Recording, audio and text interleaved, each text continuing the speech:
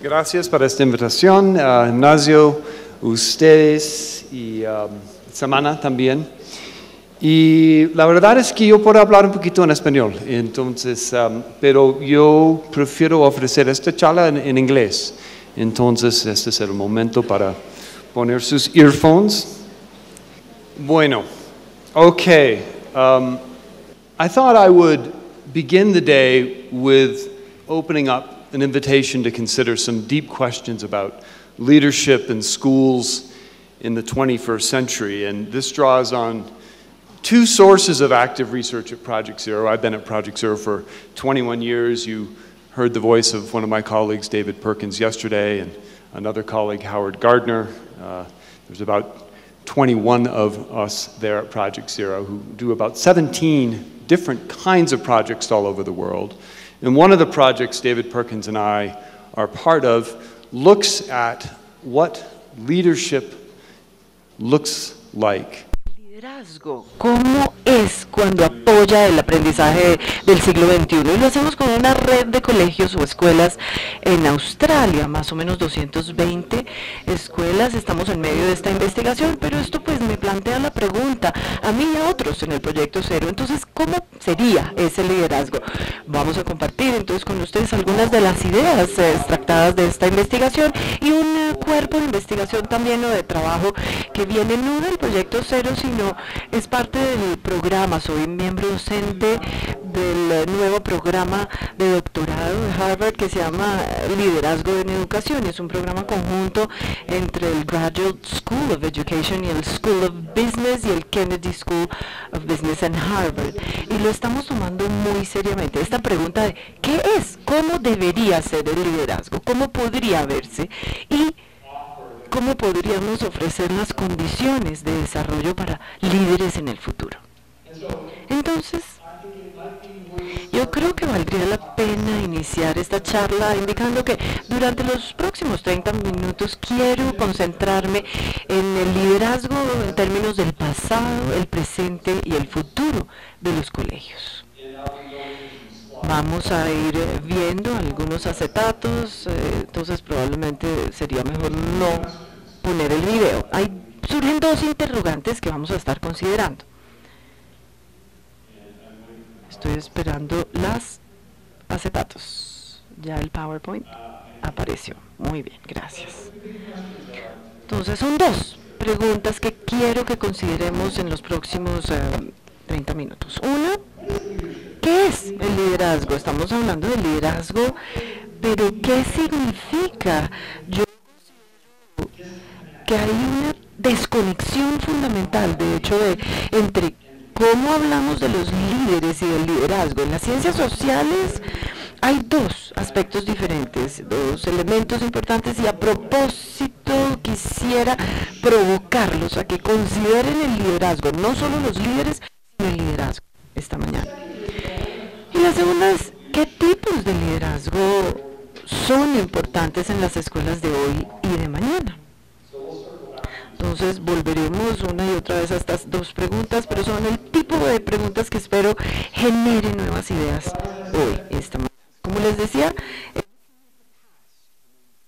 el pasado sería tonto o ingenuo pensar que no podemos cambiar las cosas fácilmente sin entender por qué las cosas existen, por qué se crean los colegios como están.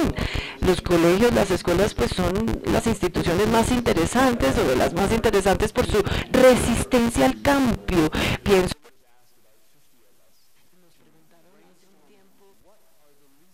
que hiciéramos una lluvia de ideas pensando en cuáles serían las instituciones menos innovadoras en la sociedad. Y hubo tres. La primera que surgió fue la iglesia, la segunda fue los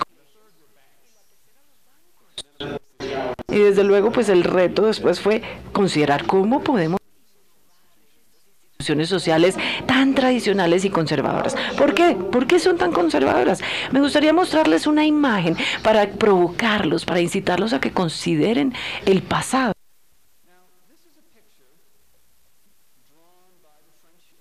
Dibujada por un ilustrador francés, Jean Marcotte, en 1899. A él se le presentó un reto para la exhibición o la exposición mundial en París para crear una serie de imágenes serias de lo que o cómo se verían las diferentes instituciones en el siglo XXI, es decir, en el año 2000. Y esta fue su imagen de lo que sería un colegio en esta época, en el siglo XXI. Mírenla, analícenla muy de cerca. Ahora, ciertamente, pues los colegios hoy en día, pues literalmente no se ven así, ¿cierto? Podríamos hasta reírnos ante algunas de las cosas que Jean Marcotte, pues, dibujó o representó aquí. Hay cosas en esta imagen que creo yo que explican por qué es tan difícil el cambio en los colegios. Muchas de las creencias profundas y arraigadas sobre lo que es el aprendizaje creo que prevalecen y ciertamente se representan en esta imagen. El aprendizaje podemos ver aquí, por ejemplo, este caballero, fíjense que es un poco viejo, con pelo blanco, cabello blanco, está seleccionando como contenido. Hasta me siento mal por el pobre viejito. Miren estos cables que le salen a estas máquinas. El conocimiento como que eficientemente parece estar transmitiéndose a las mentes de los estudiantes. De pronto hasta nos podríamos reír, ¿no?, de esta imagen. Pero es un modelo mental de cómo se ve la educación y el rol del maestro, ¿cierto? Y pienso que esta imagen, bueno, construyendo sobre algunas de las ideas que nos presentaron ayer, esta imagen nos lleva a tres preguntas fundamentales que creo que los líderes, sean administradores, gente en la comunidad, rectores, que debemos considerar pensando en los colegios del pasado, de hoy y de mañana.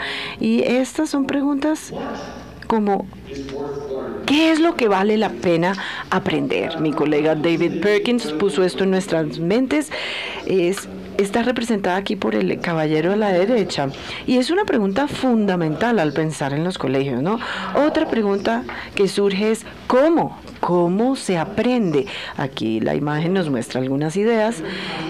Diferentes tipos de pedagogías, como Escuela Nueva y otras que hemos ya oído mencionar, nuevas ideas sobre el cómo. Bueno, y la tercera pregunta fundamental es: ¿dónde? ¿Dónde va a suceder? ¿Dónde se va a dar ese aprendizaje? Si pensamos en el surgimiento de la tecnología, los medios sociales, estos espacios virtuales, híbridos, eso también plantea una pregunta fundamental para los líderes a diferentes niveles. ¿Qué es lo que hay que aprender? ¿Cómo y dónde debe ocurrir ese aprendizaje? Vamos a volver una y otra vez a estas tres preguntas, pero creo yo que son las tres preguntas grandes, importantes, que nos motivan para considerar la diferencia entre líderes y liderazgo, porque el grado, hasta el punto podemos, hasta digamos el grado en que podemos considerar que es un líder, puede cambiar los modelos fundamentales de la educación, creo yo. Y eso nos lleva bueno, preguntémonos a qué nos referimos o qué queremos decir con liderazgo. Hay una distinción importante que se hace y se hizo, de hecho, en 1950, la hizo un científico, Bales, y otros que continuaron el trabajo en los 60 también, alrededor de qué es el liderazgo, qué significa, y tiene una definición en particular en las ciencias sociales, y yo creo que será importante considerarla en estos 2 días. Y es importante porque Bales y lo que otros científicos sociales continuaron estudiando, no están estudiando lo que la persona en el tope, digamos, de la jerarquía hace. No es solo eso. El liderazgo no es una posición, no es un cargo, ni la característica de un individuo. El liderazgo no es un sustantivo, es un verbo. El liderazgo, como se presenta aquí, es el proceso social de influencia. Es el proceso social de la interacción y la influencia entre los seres humanos. Y se trata de cómo, particularmente en las escuelas o en los colegios, cómo ocurre esa influencia, ¿cierto? Para pues llevar a la gente en nuevas direcciones o comportamientos. No es la calidad o característica de un individuo. Entonces el líder es un rol. El liderazgo es una actividad social de influencia y esperamos que los líderes pues demuestren liderazgo. Probablemente podríamos pensar en algunos líderes que no lo demuestran o no la presentan. El liderazgo es un fenómeno en un sistema social. ¿Cómo se da la influencia? ¿Cómo sucede la influencia? ¿Cómo se recolecta la información? ¿Cómo se toman las decisiones? ¿Cómo son las visiones o las metas? ¿Cómo se deciden en un grupo? Todos esos son procesos sociales. Y suceden en diferentes formas, en particular en los colegios. ¿Y será que el liderazgo, este tipo de idea de que la influencia importa en los colegios es cierta? Claro, la calidad de la influencia se da en los colegios, cómo se da retroalimentación, cómo se toman decisiones, cómo se establecen las metas, todo eso importa bastante. Aquí vemos, bueno, en el acetato que les voy a mostrar un trabajo que es bien provocador, bien provocativo, incitante. Espero que aparezca, ahí está. Básicamente, una de las grandes variables que predice el logro académico y que es bien conocido es el estatus socioeconómico. La pobreza en otro tipo de praxis es un tema importante, ¿no? Un poquito fuera pues del alcance de esta agenda de los 2 días, pero es una gran influencia también en los resultados, ¿no? Ejerce influencia en los resultados de los estudiantes. Es la calidad del liderazgo, es decir, de los asuntos de influencia social, y predice el 27% aproximadamente de la variación en los logros de los estudiantes. Entonces, el 27% de la variabilidad, las diferencias en cuanto a cómo logran los estudiantes sus puntajes, se explica por la calidad de la enseñanza. Ahora, comparemos esto con otra variable, la calidad de la enseñanza. Resulta que la calidad de la enseñanza explica el 33% de los resultados y los logros de los estudiantes. Entonces, la calidad del liderazgo es casi tan poderosa como la calidad de la enseñanza. Y esto es un hallazgo bien interesante, porque la calidad de la enseñanza casi que es una intervención directa en el logro. La calidad de la enseñanza es como indirecta, aparte de lo social, pero sin embargo explica las diferentes formas en las que los estudiantes logran aprender y conocer. Entonces sí importa casi tanto como la calidad de la enseñanza. Es un hallazgo bien incitante. Se hizo a través del metaanálisis entre países por parte de una serie de investigadores. Entonces, ¿cómo es esta influencia social? ¿Cómo se ve? Este es otro modelo que utilizan muchos científicos sociales que estudian liderazgo en los colegios, y no analiza únicamente o solamente el rol del líder del colegio, sino que analizan una ecología de influencias en el aprendizaje de los estudiantes, una ecología de influencias. Entonces, claro, se ven las influencias sobre los resultados, pero también todas estas otras variables que son significativas y que se han probado a través del metaanálisis. Este es como el modelo estándar para poder analizar el liderazgo, o la forma de analizarlo y de la relación que tiene con los resultados de los estudiantes. Y les quiero decir que pues me complacería, no tengo ningún problema en compartir estos acetatos con el Gimnasio Moderno, se los puedo dejar después si les interesa. Y también se ven influenciados por las condiciones familiares y tiene impacto sobre los impactos también económicos, las políticas estatales, las metapolíticas. Si consideran estas dobles flechas, flechas en doble dirección, nos muestra la direccionalidad, y el líder del escolar puede influenciar otros otros aspectos que a su vez puede influenciar también a los líderes, la calidad de la enseñanza y a su vez el aprendizaje estudiantil, etcétera, etcétera. Es decir, el líder escolar hace cosas, no estoy diciendo que no las haga, pero el liderazgo es esa calidad del sistema social. Y cuando analizamos la calidad de influencia en el sistema social, Existen dos tipos de liderazgo que pues muchos de nosotros, y esto pues se lleva haciendo durante décadas, que muchos de nosotros hemos utilizado, si lo piensan, se ha hecho investigación en esto. Entonces, hay dos tipos de programas de liderazgo o comportamientos que nos llevan a los logros estudiantiles y al aprendizaje estudiantil. Entonces, ¿qué tipos de liderazgo personas nos hacen pensar a nosotros y a los otros colegas que trabajamos en este campo? Uno es el liderazgo técnico y el segundo es el adaptativo. De pronto muchos de ustedes ya conocen estos conceptos, para otros pueden ser un poco nuevos, pero hay una importante distinción que se debe hacer entre los dos. El liderazgo técnico es la forma de influencia utilizada cuando los problemas son bien conocidos, es decir, sabemos cuál es el problema, sabemos cuál es la solución, se trata de hacerlo de manera efectiva, eficiente y de la mejor forma posible. Se trata de ejecución, se trata de implementación, y el líder escolar, cuando se ve enfrentado a problemas técnicos como, por ejemplo, cómo podemos lograr o mejorar el aprendizaje basado en proyectos, cómo podemos mejorar los puntajes, hay muchas estrategias para lograrlo. Entonces se trata de adquirir ese conocimiento, transmitírselo a los profesores, a los maestros y hacerlo mejor, mejorarlo de cierta forma. Y eso es diferente del liderazgo adaptativo. En el adaptativo realmente no sabemos cuál es el problema, no es claro.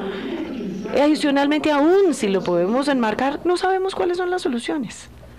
Entonces, si pensamos en Estados Unidos, por ejemplo, hay una serie de escuelas enfrentadas o que tienen que confrontar cómo involucrar, por ejemplo, las poblaciones de diferentes razas.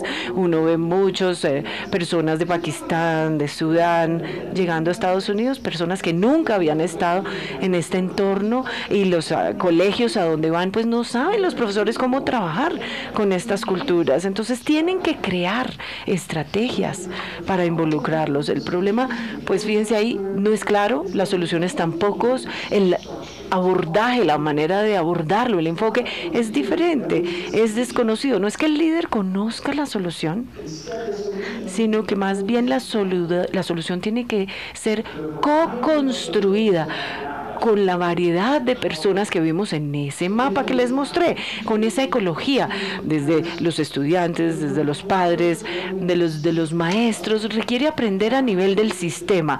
Ese liderazgo adaptativo abraza esa idea de que tenemos que experimentar, fracasar y aprender. El técnico más bien se trata de control e implementación. El adaptativo es más enfocado hacia la influencia distributiva y la experimentación, dos formas de actividad social y de influencia. Desde luego existen los híbridos también. A menudo podríamos pensar que estamos frente a un problema técnico y no sabemos si aplicar liderazgo adaptativo o técnico, o a veces vemos un problema con ciertos aspectos o componentes técnicos. Entonces existen los híbridos, y lo que yo, pues, y algunos de pronto de los que están presentes aquí en esta sala, cuando trabajamos en el desarrollo del liderazgo y de los líderes, gran parte del trabajo se concentra en ayudarles a desarrollar destrezas para diagnosticar qué tipo de retos y desafíos están enfrentando. ¿Será que es técnico? ¿Será que es adaptativo? ¿Será que conocemos las soluciones? Hay un patrón de comportamientos que pueden resultar ser los más efectivos, o podemos confrontarlo de manera adaptativa. Y de hecho, pues, esos generan diferentes tipos de comportamiento de liderazgo. ¿Y cuáles son estos comportamientos de liderazgo? Bueno, hay tres entes importantes de comportamiento que los investigadores nos han demostrado que son efectivos, digamos, en los resultados de los estudiantes. Voy a hablar brevemente de los tres y espero que ustedes piensen en su propio contexto, que están, pues, enfrentando de pronto retos adaptativos, técnicos, y de pronto les puede ser de utilidad. Los tres comportamientos son establecer dirección, crear cultura y desarrollar personas. Ahora, estos tres comportamientos, de hecho, ambos están a nivel técnico y a nivel adaptativo, pero se diferencian en el significado, lo que significan a este nivel. Por ejemplo, establecer una dirección a nivel técnico, eso significa que el líder pues presenta una visión, ¿cierto? Miren, esto es lo que vamos a hacer, vamos a ir en esta dirección, esta es la dirección que vamos a adoptar, y crea esa visión y mantiene la meta y claramente para los demás. A nivel técnico, ellos establecen maneras de desarrollar la gente alrededor de esa visión. Entonces es la visión, y el rol del líder es construir esas destrezas, esas capacidades entre los maestros, específicamente alrededor de lograr esa meta. Si queremos, por ejemplo, convertirnos en un colegio bilingüe, pues tenemos que crear esas destrezas entre los maestros, y el rol de los líderes es asignar los recursos, asegurarnos de que los programas estén allí, evaluar el progreso, el avance y crear la cultura. Técnicamente significa crear la cultura en donde el líder esté disponible, visible, en el que puedan confiar, todo este tipo de cosas. Pero a nivel adaptativo, estos comportamientos cambian cualitativamente. A nivel adaptativo, nosotros, cuando no sabemos cuál es la solución, pues una dirección establecida, no se trata de que el líder les dé la dirección con la visión, no. Establecer dirección significa ahí cómo co-crear la visión y las metas con múltiples partes interesadas, involucrando a los padres, involucrando a los empresarios, involucrando a los estudiantes. Eso es lo que significa establecer dirección en liderazgo adaptativo. Desarrollar las personas no se trata solamente de decir, bueno, mire, aquí están las destrezas para lograr la meta. No, hay que entender cuál es la motivación.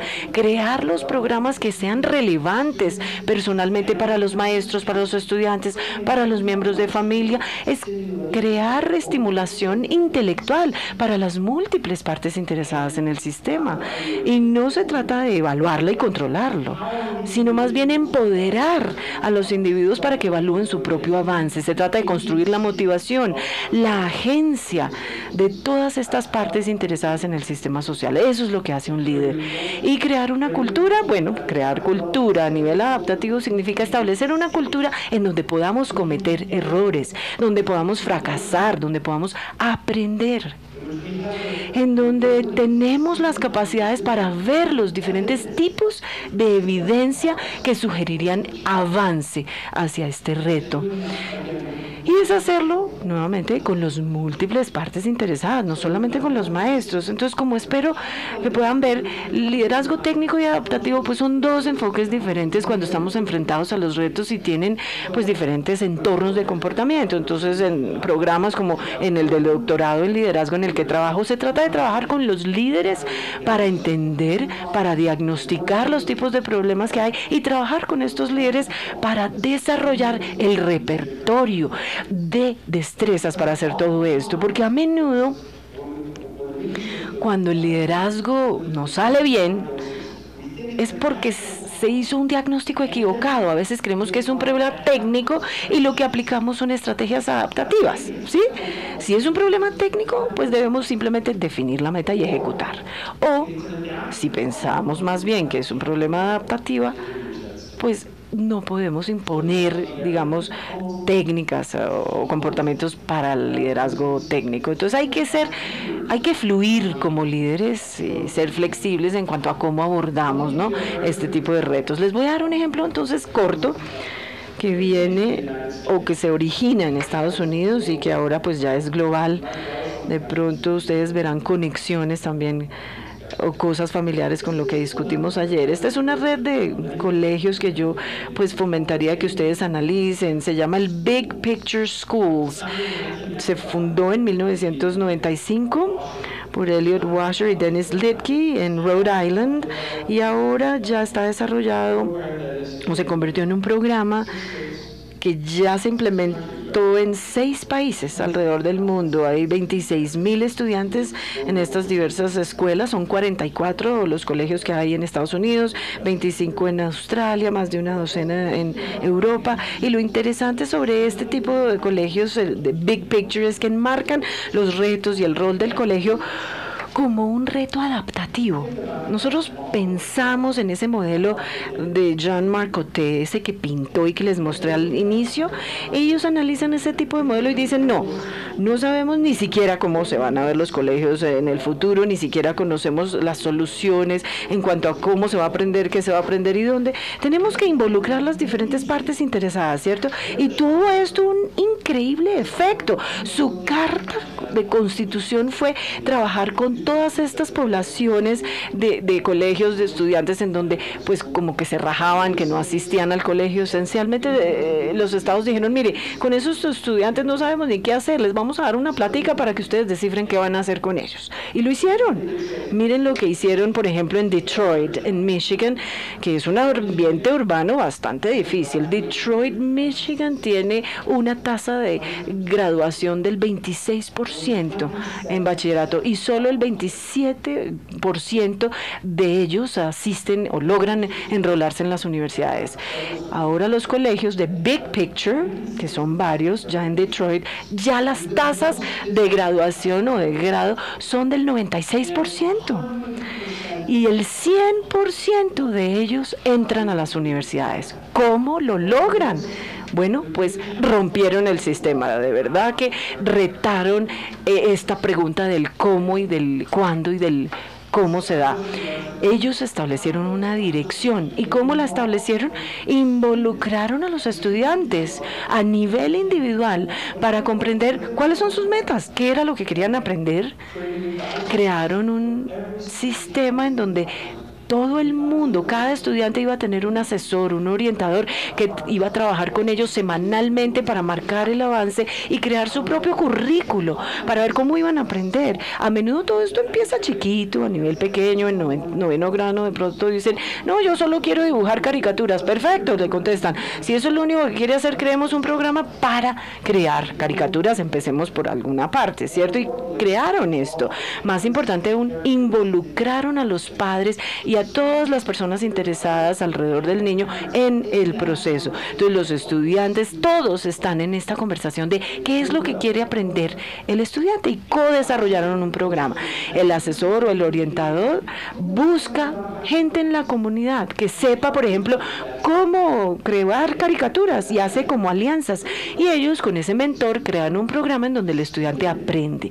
El estudiante se siente empoderado con esas partes interesadas para crear sus propias metas, las evaluaciones, narrativas, por ejemplo, semanales que crean de avance, escriben hasta diarios de lo que aprenden, hacen exposiciones casi que cada mes, se las presentan a los demás estudiantes dentro del colegio. Es decir, es todo un sistema, hay todo un sistema de descentralización que nos muestra cómo o cuáles son las direcciones que están adoptando estos colegios. I'm just going to say a couple other things about how they do that. También quiero mencionar un par de cositas sobre cómo lo logran. Y otra característica importante, cuando dicen, mire, yo quiero convertirme en un Big Picture School. Ellos trabajan 2 años antes de abrir, ¿no? E inaugurarse. Y trabajan con el cuerpo docente y con los líderes para entender cómo crear estos procesos distributivos, de cómo desarrollar las personas. Es decir, cómo trabajar no solamente con el cuerpo docente, sino con los miembros de la comunidad para desarrollar sus propias destrezas, su propio tipo de motivación para darle apoyo a estos estudiantes. Y algo que me parece de verdad muy importante es que el líder del colegio distribuye el control del programa del día a día a todos estos asesores. Estos asesores tienen mucha influencia sobre el programa, el currículo. Hay clases, estos estudiantes tienen que tomar pruebas, tomar exámenes estandarizados. O sea que hay clases, sí, se dan clases, pero los asesores trabajan con otros asesores para descifrar qué clases se deben crear, si deben ser de ciencias, de álgebra, y ahí nuevamente entonces empiezan a descifrar qué tipo de cuerpo docente tenemos que involucrar. Obviamente, pues estos colegios no son grandes. Creo que el más grande en Estados Unidos tiene como 400 estudiantes. Es por diseño, son pequeños en donde pueden ser flexibles, adaptativos y aprender a medida que avanzan. Entonces, los colegios iniciales que Elliot y Dennis encontraron, pues les tomó varios años para lograr éxito, ¿no? Fracasaron bastante al principio, pero a partir de esto pudieron escalar aún más alto. Creo que es un caso interesante de cómo, como sistema de colegio, reenmarcaron estas preguntas del qué, el cómo y el dónde como adaptativo. No lo sabemos, tenemos que co-construir las estrategias con las diferentes partes interesadas. Y el dónde no significa en el aula, sino dónde en la comunidad también. Y en los colegios a veces también se hacen espacios virtuales en donde los estudiantes de pronto se suscriben a diferentes cursos académicos y estar en ambientes un poco más híbridos de aprendizaje en lugar de estar en lugares físicos. Entonces son bien diferentes estos sistemas, ¿no? En Big Picture. Quiero concluir centrándome un poquito más ya en el dónde. Porque la pedagogía, pues del cómo, el contenido del qué, pues sí, son preguntas importantes para responder. Y francamente el grado al cual nosotros como líderes o gente en posición de poder diseñar los colegios, el grado como lo marcamos como problemas técnicos puede limitar nuestra capacidad para pensar en el futuro. Si estamos enmarcando el cómo y el qué, pues sí, tenemos soluciones conocidas y simplemente tenemos que mejorar en la implementación. Siento que vamos a replicar muchos de los sistemas sociales que se están mejorando en los colegios y una gran panorama de otros colegios que han tenido éxito son problemas adaptativos. Pero la pregunta del dónde es con la que quiero concluir.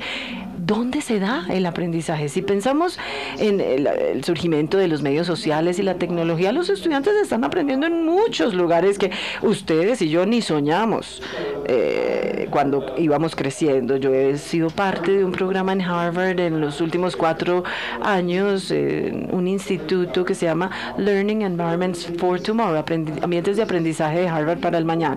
Es bien interesante, analizamos cuál va a ser el futuro de estos ambientes de aprendizaje y lo enmarcamos como adaptativo. No lo sabemos. Todos los años invitamos cientos de arquitectos, diseñadores, arquitectos de educación que vienen y trabajan con nosotros durante varios días y exploramos esta pregunta como pregunta adaptativa.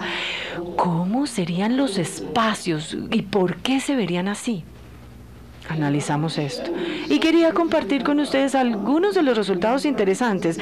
Una de las cosas cuando enmarcamos las cosas como problemas adaptativos es que una sola persona no sabe la solución, así que involucrar diferentes partes interesadas genera resultados interesantes. Si uno considera la pregunta del dónde, es importante comenzar con, bueno, yo sé que esto pues aquí está en inglés, es importante considerar 3 aspectos aquí. Uno, qué pena, pues lo tengo en inglés, les voy a ir diciendo qué son, pero es el modelo de trabajo que ha surgido o emergido en estos 4 años en el instituto, y es pensar en cuáles son las características esenciales del programa. A nivel local, cuáles van a ser los tipos esenciales de cosas que queremos que los estudiantes aprendan, la pregunta del qué, y como pueden ver este grupo de aquí que vino de Luisiana y Nueva Orleans, que fue devastada después de Katrina, todavía están reconstruyendo colegios y ahí tenemos una excelente oportunidad de ser adaptativos. Y miren lo que generaron.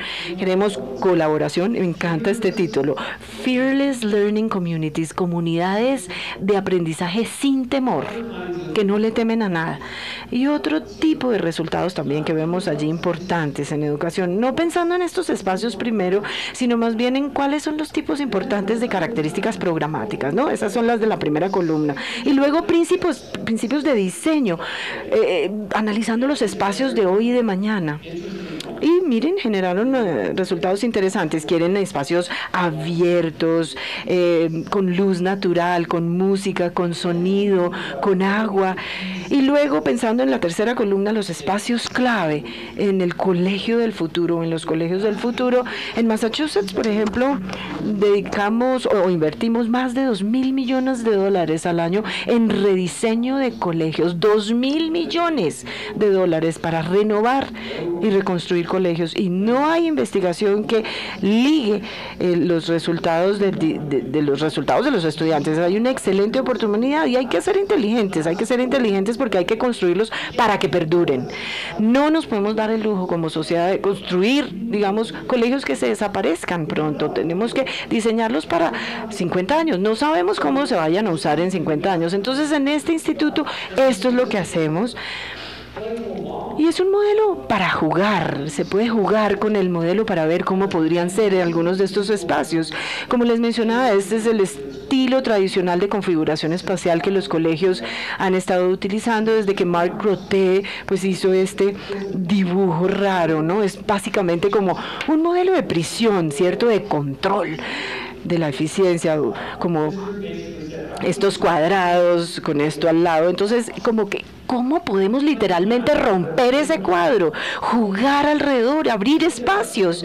Piensen en algunos de los procesos sociales orgánicos que se tienen que dar y que tienen que ocurrir en los espacios. Esos son simplemente gestos, pero pensar como en el tipo de actividad social clave que pueda estar ocurriendo en el futuro, en los años futuros. Reflexión, investigación, colaboración y presentación. Fíjense que no hay ninguna palabra allí que tenga que ver con enseñar, teaching, no la meten. Entonces, para alguien que se considere maestro, yo creo que vamos a tener que revisar nuestros cargos, ¿no es cierto? Las descripciones de cargos o títulos, porque es que el acceso a la información ya sucede hoy casi que en cualquier parte. El rol de los adultos, por ejemplo, en el espacio, fundamentalmente va a ser diferente, ¿no? Se trata de facilitar, eso es lo que seremos, facilitadores. Entonces, este tipo de imágenes no deben ser penetrantes hoy en día ni en el futuro. En los tipos de espacios en donde se va a dar el aprendizaje puede sorprendernos. Uno nunca sabe, es un reto adaptativo. Sin embargo, pues existen muchos tipos de imágenes interesantes hoy en día. Quería mostrarles una más. Esta es una foto que tomamos, de hecho, hace 2 semanas en una universidad de ingeniería, se llama en Boston, Massachusetts. Esto sospecho pues que es un salón de clase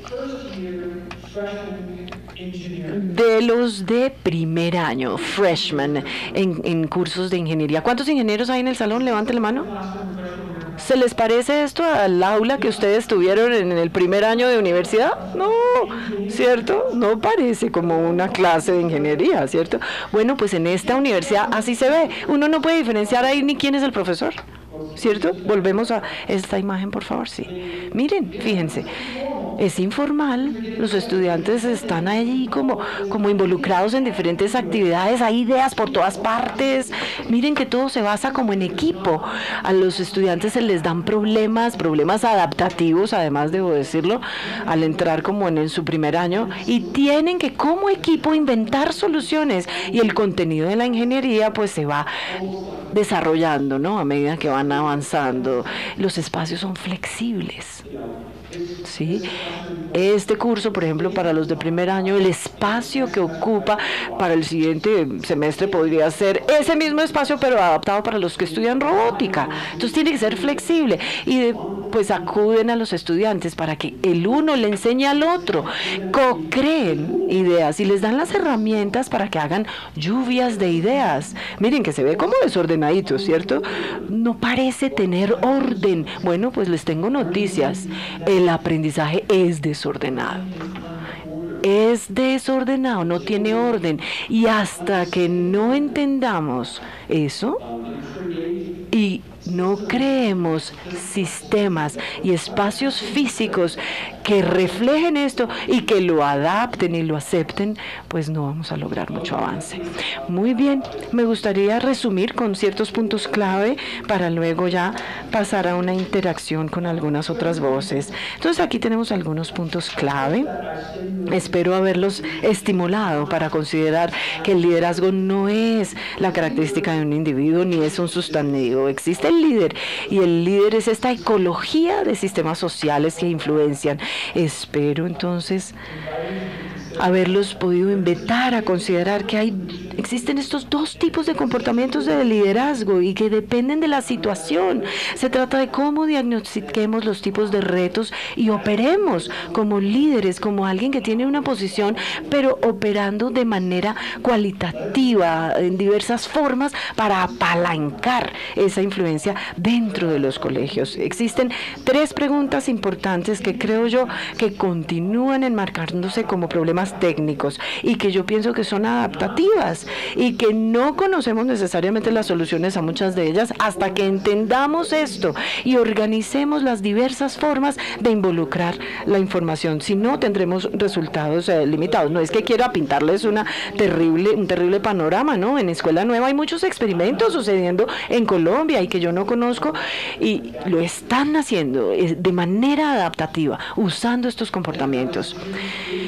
Y tenemos entonces estos 3 tipos de comportamientos. Estas son simplemente mis ideas, pero se han documentado en décadas de investigación, y el programa en el que estoy involucrado en Harvard, estamos enseñando estas destrezas a los líderes porque se basan en la investigación, y lo hemos visto una y otra vez en los metaanálisis que los ligan al logro estudiantil, a los logros de los estudiantes. Y eso me lleva, creo yo, al último, al mayor de los retos. Todo lo que les he presentado hoy alrededor del tema del liderazgo yace sobre el argumento de que estas formas de liderazgo, técnica adaptativa y estos comportamientos tienen un impacto significativo en la estandarización de los currículos, y yo creo que estas son métricas ya desactualizadas para los tipos de destrezas e inclusive para las creencias que muchos de nosotros que hemos estado hablando y haciendo presentaciones en los últimos 2 días creemos que son importantes para las escuelas del futuro. Hay una serie de personas que creen que lo que debemos estar tratando de evaluar no son los tipos de puntajes estandarizados y logros, sino más bien hay que involucrar un poco la pasión, el propósito, el juego.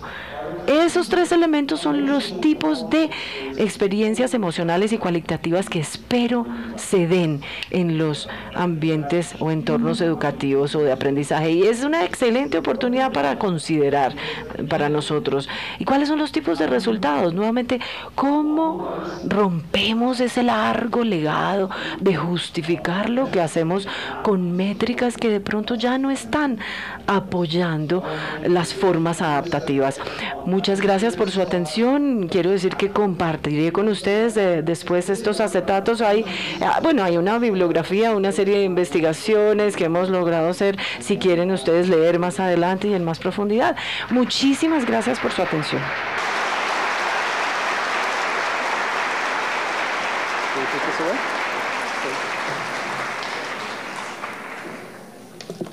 Bueno, muy bien.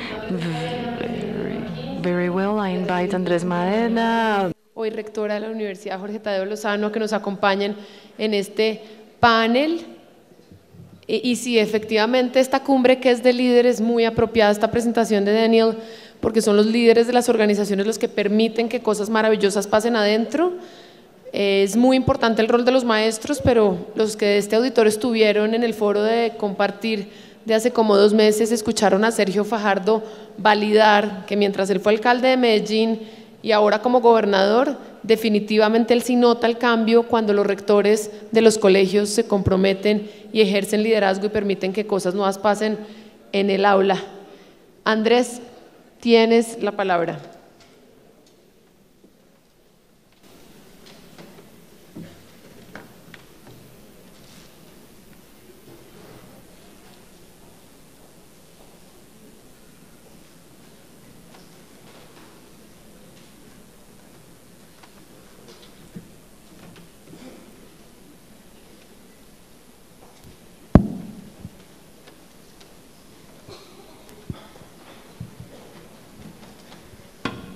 Bueno, buenos días a todos y muchas gracias, Lina, y muchas gracias al colegio, al Gimnasio Moderno, por darme la oportunidad de estar hoy con Cecilia María, a quien admiro y aprecio muchísimo, y con Daniel, quien ha hecho muchísima investigación, conoce a Colombia muy bien, vivió en Colombia hace ya una década, un poco más de una década, entonces conoce muy bien lo que pasa acá.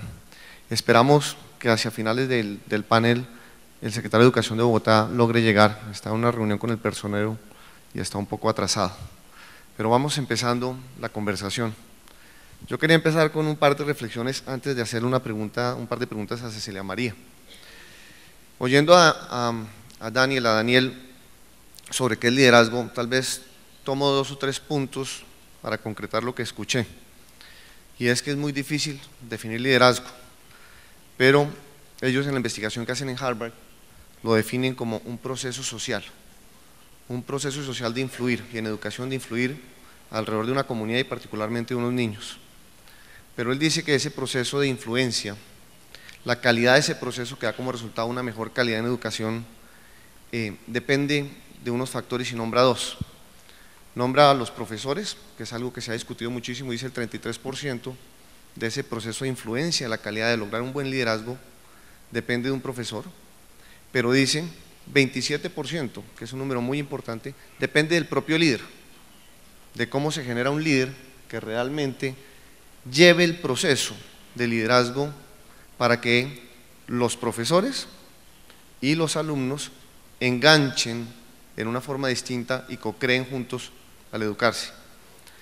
Y él habla entonces de dos conceptos de liderazgo, habla de liderazgo técnico y liderazgo adaptativo, no poniendo uno por encima del otro, sino complementándolos. Él dice, es muy importante el liderazgo técnico, que la persona y el profesor y el líder sepan lo que están haciendo, tengan el conocimiento, pero es igual de importante el liderazgo adaptativo, y lo describe en un proceso muy sencillo, no es nada distinto de, lo anoté, experimentar, fallar, aprender, volver a experimentar, fallar, aprender, y generar el ambiente para que eso ocurra.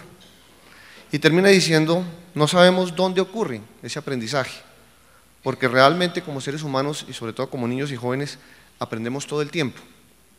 Por lo tanto es muy importante generar un ambiente flexible, un ambiente de aprendizaje que permita que se dé la interacción, que se co-cree en el proceso. Nos muestra una lámina muy interesante donde ni siquiera, y decías tú, se ve el profesor, hay un proceso de co-creación. Un proceso de co-creación y una flexibilidad en el aprendizaje, en la evaluación, no ser tan rígidos en la evaluación únicamente medidos por una prueba, saber una prueba PISA, y lo más importante, en un proceso en donde se genere emoción, en donde tanto el alumno como su profesor, como el líder educativo de la escuela, estén emocionados y se sientan motivados por lo que están haciendo. Ese para mí es el gran resumen de lo que te escuché decir. Yo quería entonces comentar dos cosas al respecto. Yo quería tal vez entonces hacer un par de reflexiones y pasarle ahí la palabra de ese resumen a Cecilia María. El primero es que es un placer escuchar eso en estas paredes, en las paredes del Gimnasio Moderno, porque este colegio surge de un proceso muy semejante y estamos aquí celebrando 100 años del surgimiento del colegio en este momento. Pero si nos devolvemos 100 años atrás, eran precisamente las mismas teorías que un grupo de colombianos tenían hace 100 años y que dieron como surgimiento a esta escuela. Hace 100 años un grupo de librepensadores tenían el mismo concepto, no hablaban, como decías tú, de un liderazgo técnico o un liderazgo adaptativo, hablaban de un liderazgo integral, hablaban de la necesidad de sacar adelante jóvenes que fueran futuros líderes en Colombia, que fueran muy buenos en la formación, pero fueran muy buenos en la educación. Y es un concepto de un gran pedagogo colombiano que fundó este colegio, se llama Agustín Nieto Caballero. Y él hablaba de educar e instruir como un concepto integral. En la parte instructiva,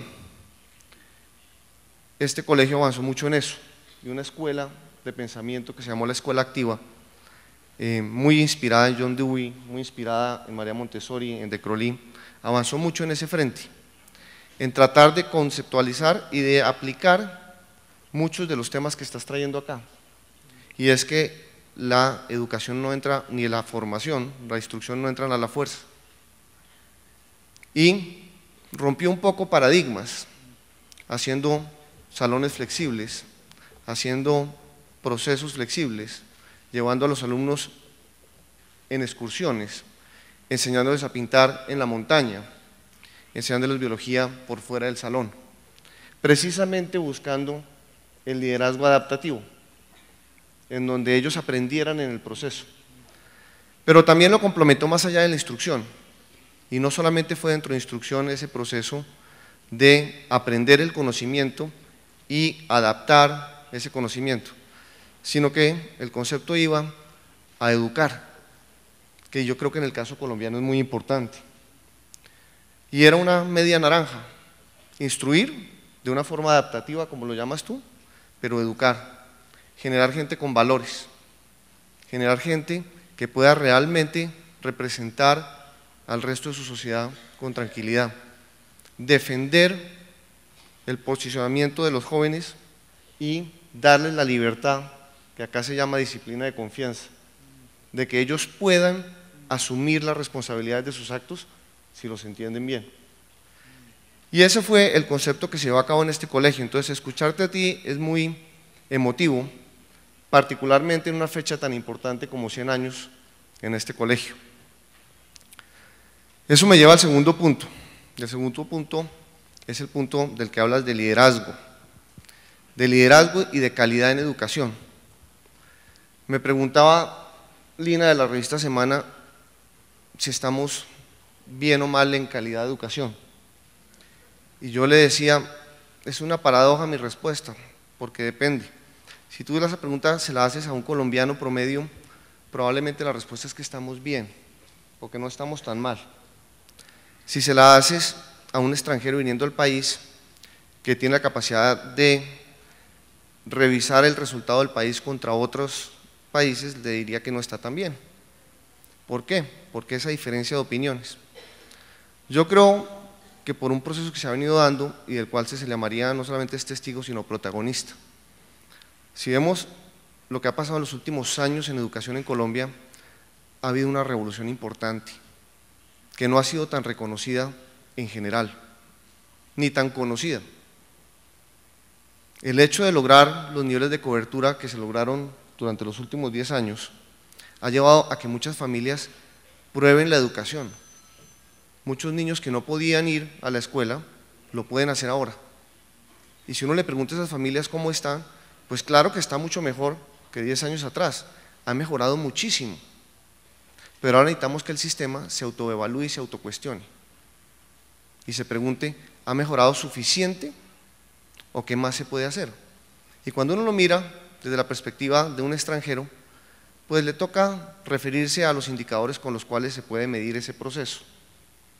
Llamémoslos PISA o cualquier otro tipo de indicador que han estado muy de moda en los últimos días, pero que precisamente no dan unos resultados satisfactorios para el país. Eso me hace pensar en esa paradoja. Sin embargo, la siguiente pregunta que me haría es, ¿vamos mejorando o no vamos mejorando? ¿Y qué debemos esperar en nuestro sistema educativo? Y yo soy una persona muy optimista y yo creo que vamos mejorando y vamos a mejorar mucho más rápido todavía, por varias razones.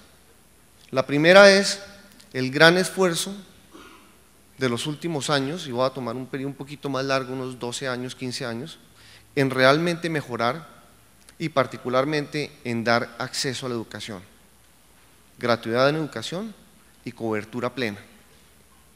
Y me voy a referir principalmente, obviamente, a básica y media.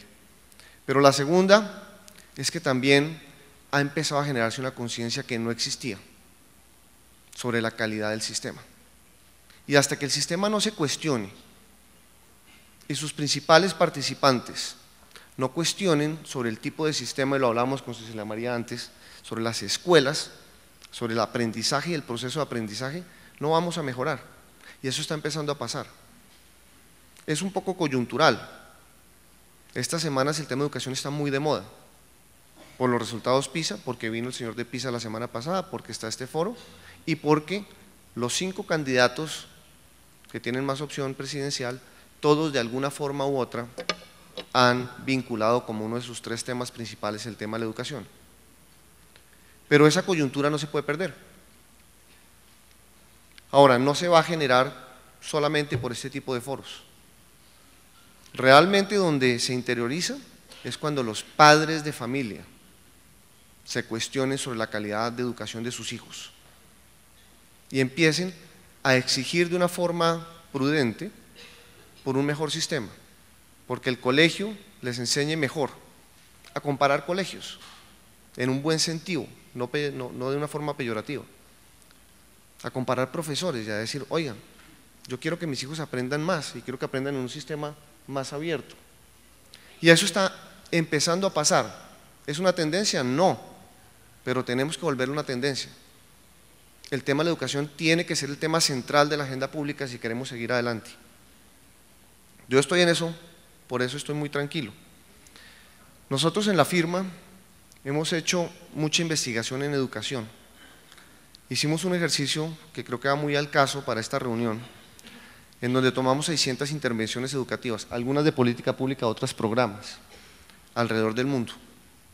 Y miramos sobre esas intervenciones por qué unas salían bien y por qué la misma intervención no salía bien en otro país. Y encontramos cosas muy interesantes. La intervención per se no significa tanto. Lo que sí significa, volviendo a tu tema adaptativo, es el ambiente en donde se realiza la intervención. Entonces, muchas intervenciones que son excelentes y están muy bien diseñadas, no logran el impacto. Y es la misma intervención que en otro colegio, en otro sistema, sí logra el impacto.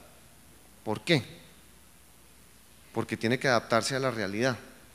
Aquí hemos hecho muchas intervenciones, algunas muy buenas como las recientes en coberturas y ojalá las que se están haciendo en calidad, y otras muy fallidas, porque han sido intervenciones poco adaptativas, si puedo robar tu palabra. Han sido intervenciones que vienen de sistemas mucho más avanzados, que operan en un ambiente diferente. Intervenciones muy centradas en el ejemplo de los países nórdicos, particularmente Finlandia, España y algo en los Estados Unidos, que estuvieron inmersas, o están, perdón, inmersas en la Constitución, porque se trajeron y se discutieron en la Constituyente, y que en el momento en que se aplicaron al sistema colombiano, se olvidaron de la realidad. Entonces, este proceso de generar innovación en el salón, que es loable, es lo que se busca, es donde se genera esa cocreación de la que hablamos, de la cual este colegio se jacta tanto, requiere que tengas unas capacidades y unas bases mínimas para que ocurran.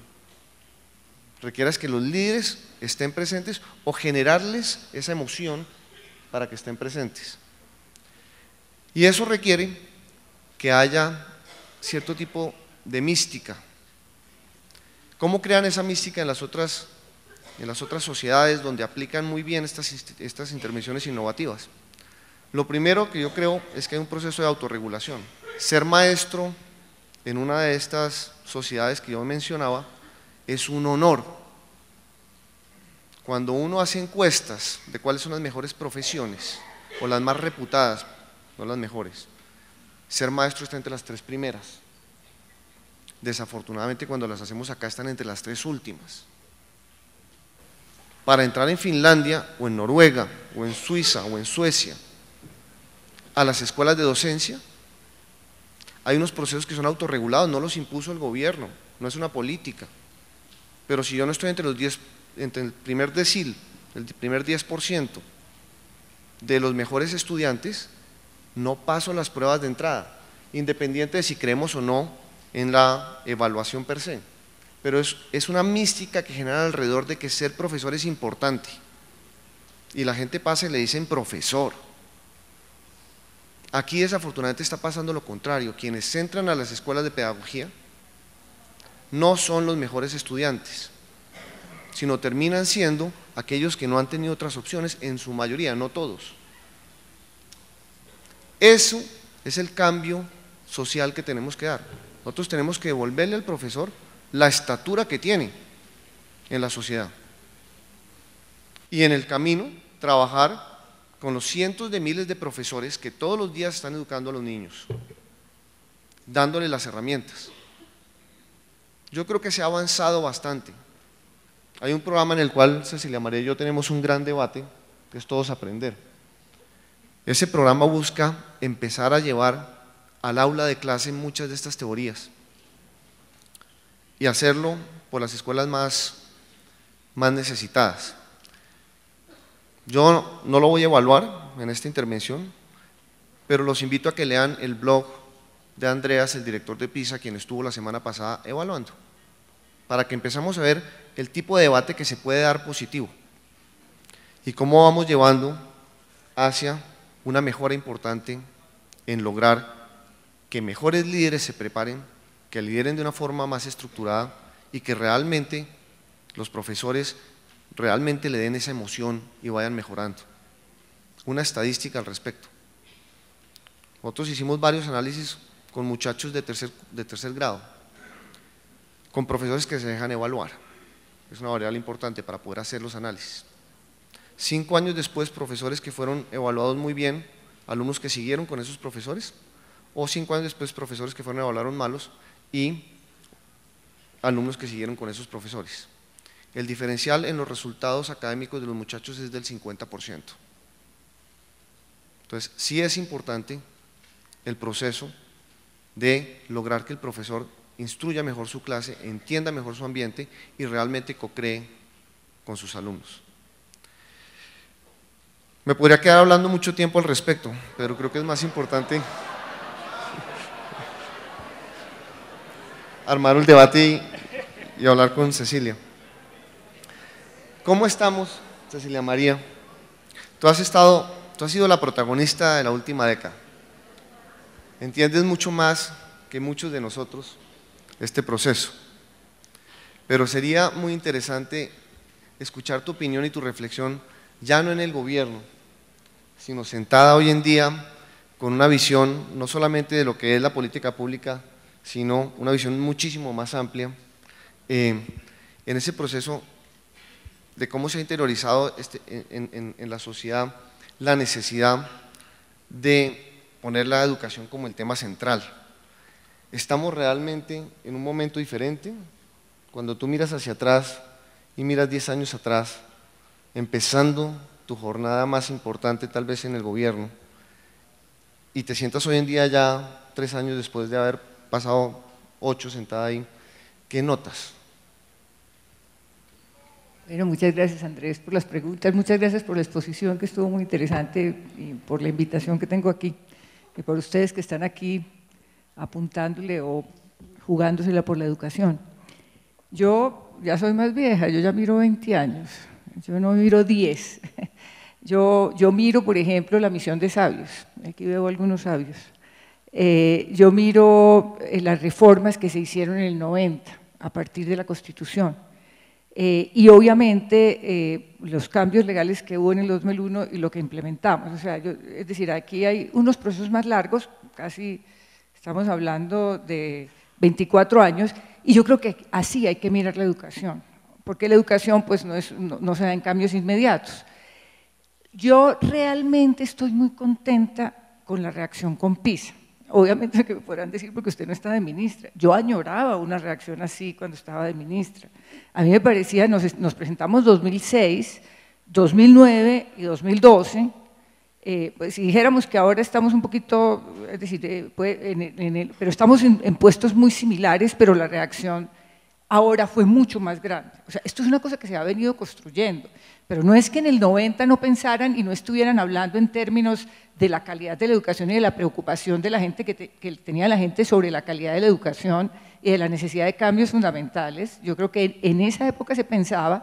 Lo que pasa es que esto ha ido allí era pues una élite de sabios que estaban preocupados y que lo decían, y después tuvimos pues experiencias como los planes decenales en donde el sector reflexionó mucho sobre esto, y es maravilloso que ahora por lo menos un sector más grande esté reaccionando y se esté preocupando, porque como decíamos, este problema de la educación no es un problema solamente del sector, es un problema de la sociedad. De manera que esta reacción es muy importante, pero todavía no es suficiente. Y les digo que yo añoraba inclusive cuando estaba de ministra, cuando iba a Chile. En Chile estaban mucho mejor. Chile hizo las reformas más o menos en el 80, Brasil las hizo en el 90, nosotros dijéramos las implementamos en el 2000. Pero yo iba a Chile y cuando salían las pruebas de PISA, las ministras se querían meter debajo del escritorio, me decía, ¿qué es esto tan horrible lo que se me vino? Y yo añoro eso, porque es que a mí sí me parece que si la sociedad se está preguntando y se está preocupando por eso, tenemos el primer paso para salir adelante. Este es un problema de todos, siempre lo hemos dicho, y yo creo que cada vez vamos siendo más los todos que estamos involucrados. De manera que yo parto de que sí estamos mejor en conciencia. Por otro lado, en la forma de entender la calidad. No es fácil y yo creo que ya el sector hizo ese proceso, que no sé si la sociedad lo ha hecho, de qué es lo que necesitamos, qué entendemos por calidad. Yo, si me paro hace 10 años, si me paro hace 14 años, pues la gente decía pues, que haya buena infraestructura, que haya buenos maestros, que haya buenos elementos, pero a nadie pues a muy poquita gente realmente podía centrar el problema de la calidad en lo que aprenden los muchachos. Entre otras cosas porque no lo podíamos medir muy claramente, se hicieron ensayos de medición y obviamente que esto pasó mucho de la reflexión que se hizo en los 90, pero pues realmente no se sabía exactamente qué es lo que saben los muchachos. Por eso es que inclusive uno le pregunta a la gente cómo está la educación en Colombia y dice muy mal, cómo está la de su hijo maravillosa. Entonces ahí dijéramos que en general es como las contradicciones, pero a todos los niveles, o sea, en casi todo colegio, no, el colegio de mi hijo sí es muy bueno, pero la educación en Colombia es fatal. En el fondo porque no sabíamos cómo medirlo, ni sabíamos centrarnos en qué era lo que tenía, en cómo fijar el problema, que es un poco lo que él nos planteaba de que hay que tener pues, las respuestas técnicas y ese liderazgo adaptativo de qué saber. ¿Cómo centramos el problema? ¿A dónde está el problema? Y el problema sí está en lo que aprenden los niños, no está en los insumos. Los insumos hay que manejarlos, pero teniendo muy claro que lo que nos interesa es lo que aprenden los niños. Y ese centrarnos ahí, relativiza mucho todos los otros elementos. Ahí, por ejemplo, yo pensaría que sí es muy importante la calidad de los maestros, que una política estructural tiene que tocar toda esa transformación de los maestros, pero que si estamos centrados en lo que aprenden los niños, no sabemos exactamente si un maestro muchísimo más sabio enseña más o un maestro con mucha más pasión enseña más. Si realmente entendemos que la calidad se mide por lo que aprenden los muchachos, yo creo que se relativizan claramente los insumos y pueden ser distintos, porque paso a un segundo punto que es la institución, que yo creo que lo retoman, pues que se retoma en la charla y que realmente fue una obsesión nuestra, no tan implementada en la política porque no es fácil, pero dijéramos que viene de la reforma de la ley 115 y es ese centrar en que el milagro de la educación se da en la institución, como institución, con todos sus elementos, con la comunidad educativa, con los padres de familia, con el entorno, que es un grupo de gente la que enseña. Teníamos que pasar, dijéramos, de pensar que eran los maestros geniales los que conectaban a los niños o metían los libros en la máquina y a saber que es un entorno que está expresado de manera muy clara en la charla, y entonces la institución se vuelve el centro de la política. ¿Qué es lo que queremos cambiar? La institución. ¿Qué es lo que se debe cambiar? ¿Dónde deben estar los liderazgos? En la institución educativa. Les digo que no es fácil, o sea, es fácil tenerlo claro y no es que no lo implementáramos maravillosamente porque no lo tuviéramos claro, es difícil, especialmente desde la pública, pensar en la institución, porque fíjense, hemos avanzado un poco, pero fíjense que finalmente el ministerio y las secretarías hace algún tiempo manejaban una planta de personal, no manejaban instituciones, manejaban una planta de personal. Realmente pasar a que la relación del Estado es con instituciones educativas y que las instituciones son las que están generando la educación para poderles dar mucha más autonomía, que puede ser, me parece que es una de las cosas que tú dices, pues de pronto eso se da en Finlandia, no, yo creo que nosotros lo tenemos que lograr hoy y yo creo que es de las ventajas de la ley 115 que se la jugó tanto por la institución educativa, porque es ahí donde se genera como el milagro del aprendizaje, donde es ahí donde se tiene que desarrollar el liderazgo. De manera que ese punto de la institución es muy importante y allí los liderazgos, por ejemplo, del rector es fundamental, pero los liderazgos de los maestros o los liderazgos de los padres de familia pueden ser tan importantes como los liderazgos de un rector. Los intentos que están haciendo los empresarios de acercarse, por ejemplo, a las instituciones educativas, las universidades, en fin, todos esos hacen parte de liderazgos que se tienen que manejar a nivel de las instituciones, porque allí en las instituciones es donde se da este milagro y finalmente donde podemos tener muchísima mayor creatividad. Entonces, yo creo que estamos en otros puntos. Otro factor que yo diría que es muy importante frente a una política educativa de calidad y más comprensiva es que, obviamente, nosotros, cuando uno está en el Estado, tiene que orientarse efectivamente a los que están más mal, a los que están más pobres, y tiene que hacer una cantidad de de políticas que ayuden a los que están más mal a nivelarse. Pero realmente, si necesitamos elevar en conjunto la calidad educativa, no solamente son esos los que tienen que aportar. Yo creo que nosotros tenemos una varianza muy grande entre los muchachos que tienen menores resultados y los que tienen muy buenos, lo que nos quiere decir que hay una gente haciéndolo bien y hay mucha gente con unas experiencias maravillosas.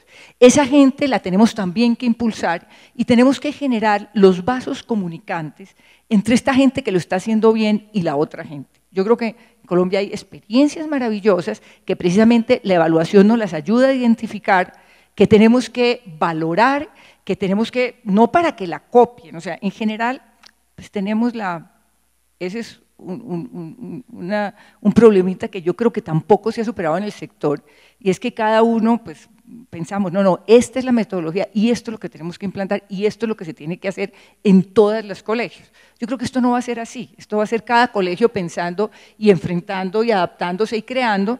Entonces debemos, dijéramos, obviamente que puede haber estadios, y yo creo que pues, durante estos últimos 10 años promovimos muchos proyectos específicos que son muy buenos, pero yo creo que también tenemos que ir como de una manera comprensiva, entendiendo que con mayor autonomía y probablemente con mayor información de resultados, los colegios pueden hacer cosas maravillosas, dejarlos equivocarse, porque pues yo creo que de las equivocaciones es donde más aprendemos, pero eso sí monitorearlos mucho para que cuando se equivoquen, pues no sean equivocaciones que le cuesten la calidad educativa a unos niños durante toda la vida, sino que rápidamente les demos información sobre lo que está pasando y que ellos puedan hacer las correcciones. De manera que yo creo que estamos obviamente mejor, estamos en una coyuntura maravillosa. Yo creo que todavía el grito por las pruebas no es suficientemente grande ni es suficientemente colectivo, y yo creo que todavía debemos esperar muchos más palos los que estamos metidos en el sector educativo, pero que lo debemos esperar con contento, porque eso realmente es lo que nos va a hacer mejorar. Y por otro lado, pues yo creo que tenemos un potencial enorme en Colombia de aprender de lo que mucha gente está haciendo maravilloso en el país, y de mirar lo que, pues de mirar lo que efectivamente sí funciona en cada región, en cada zona, en cada institución. Yo pensaría eso. Tenemos un largo reto. Yo estoy de acuerdo contigo que lo de los maestros en el largo plazo, pues obviamente se tiene que ir ajustando y tenemos que empezar a mirar los mejores, pero no nos olvidemos que tenemos una cantidad de maestros que lo pueden hacer maravillosamente bien, aunque no hayan tenido las más altas notas en los exámenes del ICFES.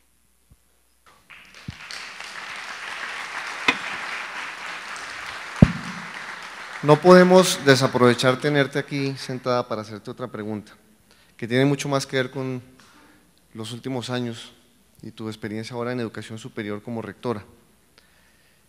Y tiene mucho que ver con pertinencia. Hay un gran debate también que se está abriendo sobre educar para el empleo, educar para qué.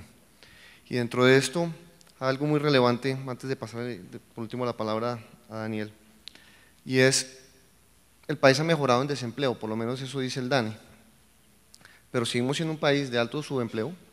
Si tú miras el empleo informal, todavía es más de la mitad del empleo total del país. Y cuando miramos con cuidado los datos de desempleo y cómo ha venido mejorando, pues uno se sale de los promedios y ve dos cosas graves. Por un lado ve que mucho del empleo generado es empleo todavía inestable, es empleo en infraestructura o en servicios temporales. Pero dos, que las cifras de un dígito de desempleo son realidades en el promedio, pero cuando coges, por ejemplo, la juventud y dentro de la juventud a las mujeres encuentras casi 30% de desempleo.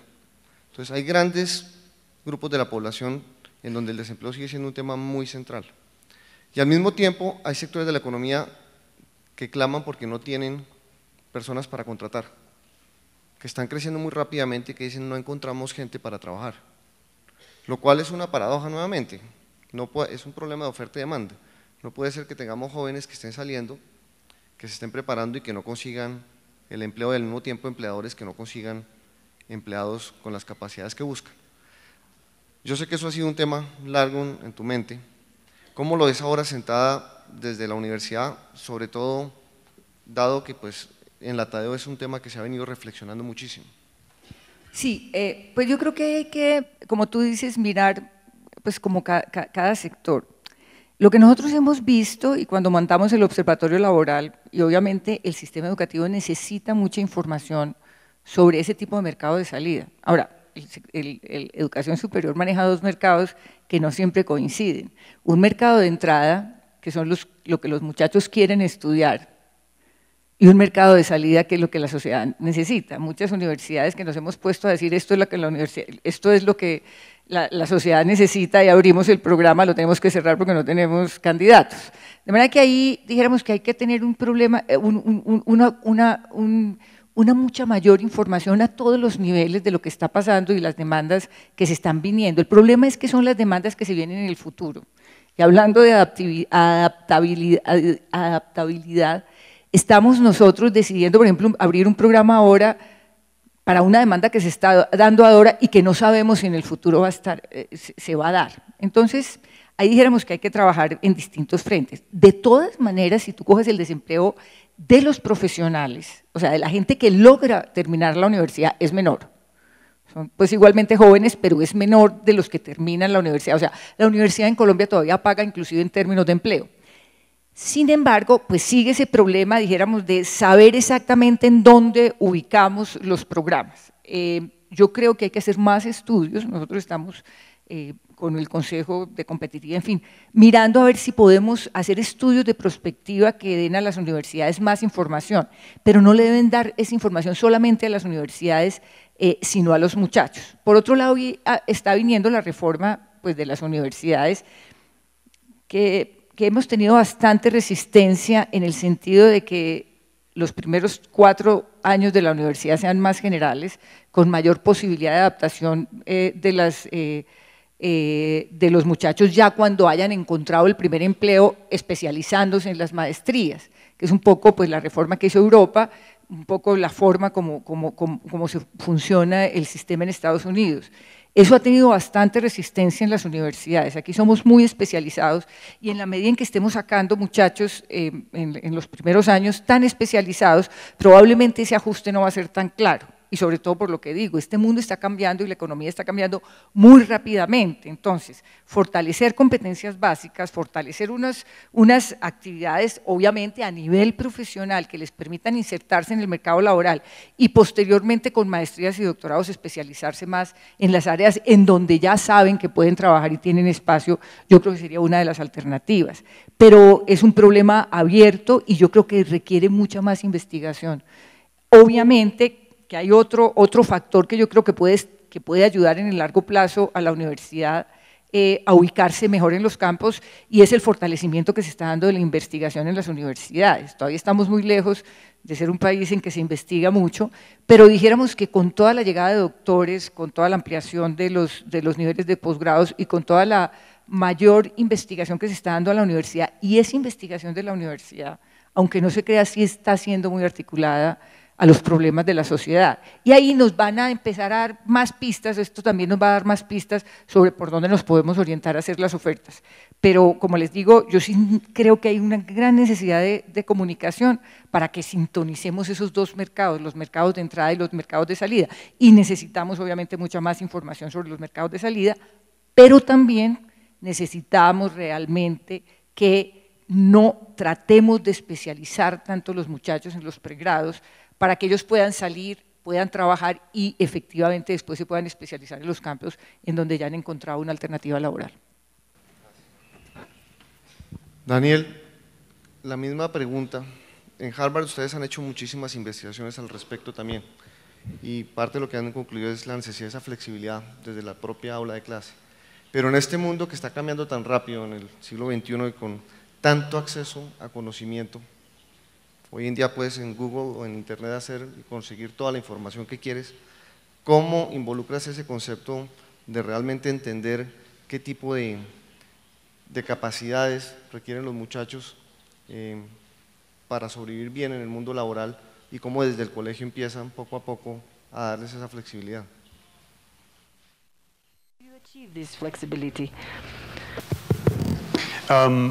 Well, let me first say that it's a pleasure. Bueno, primero que todo, como les decía, es un placer para mí estar en este panel. Estuve trabajando en la tarea en los 90 durante 5 años, o sea que es maravilloso tener este círculo de conexiones, así que de verdad muchas gracias. Sí, creo que ese es el tipo fundamental de paradoja. ¿Cómo es que hoy las instituciones enseñan contenido y destrezas que creemos que necesitan los estudiantes para los próximos 5 años sin entender cómo va a ser el panorama en 50 años? No lo sabemos. Entonces creo que la creencia general es que